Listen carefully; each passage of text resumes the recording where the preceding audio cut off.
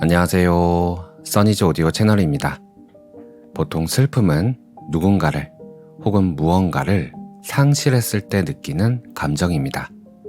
일반적으로 일정 기간 동안 슬픔을 경험하지만 이 수준에 계속 머물러 있다면 후회와 우울한 삶의 연속으로 이어질 수 있죠. 슬픔의 속성을 잘 알고 있다면 어느 날 문득 찾아온 슬픔 앞에서 저항하지 않고 온전히 받아들여서 건강하게 슬픔이 지나가게 할 수 있습니다. 오늘은 데이비드 호킨스 박사의 책 의식 수준을 넘어서에서 에너지 수준 75 슬픔에 대해서 알아볼게요. 슬픔은 에너지 수준 75이며 50 무감정보다 더 많은 에너지를 가지고 있습니다. 그래서 정신적 충격을 받은 무감정의 사람이 울기 시작하면 사람들은 그가 곧 좋아지리라는 것을 알죠. 일단 울기 시작하면 곧 배고픔을 느끼고 다시 밥을 먹을 것이기 때문입니다. 하지만 슬픔의 강도가 너무 크면 사람을 무력하게 만들고 압도하게 되는데요. 사실 슬픔은 에고의 착각이라는 것을 모르기 때문에 압도된다고 합니다. 에고는 행복의 근원을 외적이거나 감정적인 것으로 알고 그것에 특별함이라는 가치를 부여하는데, 그래서 그 특별함을 상실했을 때 슬픔을 느끼게 되는 거죠. 부모님이 돌아가시거나 자연재해로 집을 잃게 되었다면 대부분 슬픔을 느끼게 되는데, 부모님과 집은 우리에게 특별하기 때문입니다.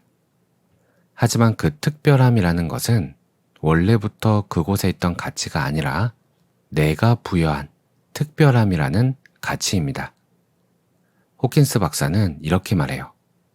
가치는 보는 자의 눈 속에 혹은 지각된 것에 있지 욕망의 대상 자체에 내재해 있는 것이 아니다. 그러므로 슬픔은 소유권은 물론 욕망과 연결된다. 부모님도 나에겐 특별하고 처음 장만한 집도 나에겐 특별합니다. 하지만 우리 부모님이 다른 누군가에겐 특별하지 않고 내가 장만한 집도 다른 누군가에겐 특별하지 않습니다. 특별함이란 나에게만 해당하는, 나의 관점에서만 해당하는 일인 거죠. 이 특별함을 상실하면 슬픔을 느끼는데, 이것은 특별함에 대한 소유권을 잃었다는 느낌이고 다시 되찾고 싶다는 욕망과 연결되어 있습니다. 그것은 울부짖고 멍하고 후회하게 만들죠. 사람들은 이러한 모습을 인간적이라고 느끼고 공감하기도 하는데, 왜냐하면 부모가 다르고 집이 달라도 같은 맥락에서 우리도 경험했거나 경험하게 될 내용이기 때문입니다. 큰 상실을 겪은 사람들 중에는 종교나 영성으로 들어서는 경우가 많은데, 사람들의 지지와 공감, 기도, 수행을 통한 감정적 위안을 찾아낼 수 있기 때문입니다. 영적인 관점에서 상실의 경험은 지적 이해가 아닌 실천으로 나아가게 하는 기회가 되기도 하는 거죠. 상실의 감정적 고통은 영원히 지속되는 것이 아니라 물결처럼 밀려오며, 이 물결이 올 때마다 내맡기면 고통과 괴로움이 감소한다는 것을 확인할 수 있습니다. 이때 내맡기는 것은 사람, 욕망, 목표, 물건 같은 것이라고 믿지만 실제로는 집착이 무너진 고통을 처리하고 있는 것이라고 합니다. 즉, 사람이 내맡기는 것은 집착 그 자체일 뿐이라는 거죠. 그 과정에서 우리는 진실을 알게 되는데, 외부에는 가능하고 실제적이고 영원한 행복의 근원이 없다는 사실입니다. 사실은 우리의 환상과 집착들이 표면의 의식으로 떠오르게 하고 그러한 환상과 집착을 약하게 만들 기회를 가져다 주죠. 따라서 역설적으로 상실은 자유면서 동시에 새로운 선택지들의 개봉이라고 할 수 있습니다. 이때 새로운 것은 즐거움이 될 수도 있지만 저항하면 붕괴하는 마음이 일어나기도 합니다. 이쯤에서 질문이 하나 생깁니다. 상실에 저항하는 것이 나쁜가? 하는 것입니다.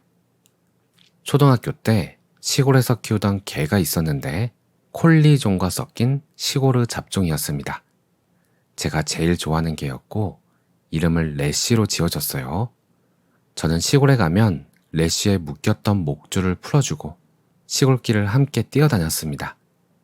그런데 방학이라 시골에 와 있던 어느 날 할아버지가 개를 팔 것이고 오후에 개를 산 사람이 가지러 올 것이라고 했어요. 당시엔 키우던 개를 잡아먹는 아저씨들이 많았기도 했고 더 이상 레시를 볼 수 없다는 생각에 너무나도 슬퍼서 늘 밥은 잘 먹던 저는 할아버지 할머니와 함께한 밥상에서 밥 먹기를 거부했습니다. 눈물이 뚝뚝 떨어지더라고요. 제 머리에서 나온 제가 할 수 있는 거라곤 레시를 풀어줘서 도망가게 하는 거였습니다. 저는 레시에게로 가서 목줄을 풀어주고 도망가라고 돌멩이를 던졌는데 이놈에게는 말귀도 못 알아듣고 계속 꼬리를 흔들면서 제게 다가오는 거예요. 레시를 부둥켜 안고 울다가 발길질하며 쫓아냈다가를 반복했습니다. 결국 제게 특별했던 레시는 팔려갔고 다시는 볼 수 없게 됐습니다. 이 기억을 다시 떠올리면 상실은 절대 자유가 될 수 없어 보입니다. 더 강하게 저항했어야 했는데 하며 후회를 하게 됩니다.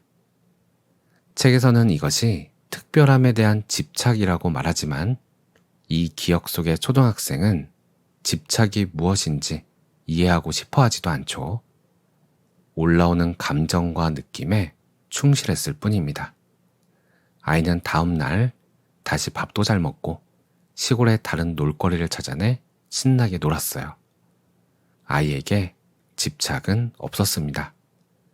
집착은 그때의 기억을 가진 현재의 나에게 있었네요. 문득 우리는 내면의 아이를 치유하려고만 하지 그 아이에게서 배우려고는 하지 않는다는 느낌이 듭니다. 우리가 잊고 있던 순수함과 자유로움을 그 아이는 가지고 있는데 말이죠. 좀 더 많이 경험했다고, 좀 더 많이 안다고 기억 속 아이를 가르치려고만 했던 것은 아닐까? 한번 생각해 보게 됩니다. 이렇게 보니 지나간 과거의 기억 속 아이는 내맡김이라는 것이 필요가 없습니다. 왜냐하면 아이는 집착이 없었으니까요. 하지만 지금의 나는 내맡김이 필요합니다. 과거 기억에 아직도 집착을 하고 있으니까요. 마치 새 컴퓨터가 오래 사용하면서 C드라이브 용량이 가득 차버리는 것처럼 어쩌면 지금 우리 마음은 온갖 프로그램들로 가득 차 있는지도 모르겠습니다. 호킨스 박사는 말합니다. 집착은 과거에의 매달림인 것은 물론 현재 및 예상되는 미래에 대한 것이다. 과거, 현재, 미래와 같은 위치는 환상인데 왜냐하면 지금 이 순간 외의 시간은 없고 상상과 기억 속에서가 아니라면 누구도 과거나 미래를 경험하지 않기 때문이다. 현실적으로 행복의 유일한 근원의 바탕은 현재에 있으며 현재에 있는 그것은 상실되지 않는다. 세상 모든 것들은 언젠가 시간이 지나면 상실될 수밖에 없는데 우리는 그것을 알면서도 집착합니다. 그리고 그 집착은 언젠가 우리에게 상실의 슬픔을 선물하게 될 것이고 그래도 집착을 놓지 못한다면 우리의 슬픔은 더 깊어지겠죠. 어쩌면 집착이라는 단어가 부정적 단어로 쓰이는 이유는 집착에서 벗어나는 게 힘들기 때문일 겁니다. 아이는 현재에 충실함으로써 집착에 사로잡히지 않지만 다 큰 우리는 과거에 아파하고 미래를 불안해하며 집착에 사로잡힙니다. 하지만 지금 이 순간으로 오면 집착은 곧장 자동으로 끊어집니다. 살아가면서 집착하지 않을 수 없고 따라서 슬픔과 상실을 겪지 않을 수 없어요. 하지만 이러한 경험들은 모두 내면을 탐구할 수 있는 기회가 되고 우리 생명의 근원은 항상 현존하고 불변하며 상실되지 않는다는 것을 알 수 있습니다. 호킨스 박사의 말을 보면 슬픔이나 상실은 스트레스를 주는 삶의 그 어떤 상황과도 마찬가지로 귀중한 성장 기회이자 가치와 목표를 재평가하기 위한 시간으로 비칠 수 있다. 만약 이러한 것이 뒤따른다면 신념 체계를 포함하는 모든 집착을 놓고 내면에서 흘러나오는 행복의 근원을 경험하는 것이 가능하다. 이 말은 우리가 겪는 모든 슬픔은 우리 자신을 돌아보고 들여다보게 함으로써 자신이 무엇에 집착하고 있었는지 알게 해주는데, 이때 알게 된 자신의 집착을 놓을 수 있다면 이 집착에 가려져 있던 원래부터 우리 안에 있는 행복의 근원이 드러나게 될 것이라는 겁니다. 제 기억 속 레시와의 슬픔의 순간에는 더 강하게 저항하지 못한 후회가 남아 있었습니다. 이 후회에 대한 집착을 이제 놓아버립니다. 레시가 팔려가지 않았다면 더 행복했을 거라는 상상과 기대를 놓아버립니다. 더 행복했을지 나는 알 수 없습니다. 그 일이 레시에게 더 좋은 카르마인지 나는 알 수 없습니다. 레시를 팔아야만 했던 할아버지의 마음을 내가 알 수 없음을 인정하고 받아들입니다. 이 생에서 레시와의 만남은 아주 짧은 순간이었고 그 순간이 영원할 수 없다는 것을 받아들입니다. 저항했던 것들을 받아들입니다. 오늘도 평온한 하루 보내세요. 감사합니다.